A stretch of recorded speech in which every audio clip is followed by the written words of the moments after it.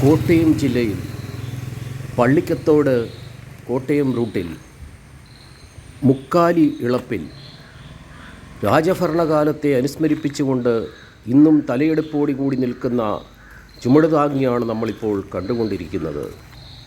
രാജഭരണകാലത്ത് വാഹന സൗകര്യം കുറവായിരുന്നതുകൊണ്ട് വഴിയാത്രക്കാർക്ക് ചുമലിലെ ഭാരമിറക്കി വയ്ക്കുവാൻ രാജാക്കന്മാർ സജ്ജീകരിച്ചിരുന്ന ചുമടുതാങ്ങിയാണ് നൂറ്റാണ്ടുകളുടെ പഴമയോടുകൂടി ഇന്നും തലയെടുപ്പോടുകൂടി നിലനിൽക്കുന്നത്.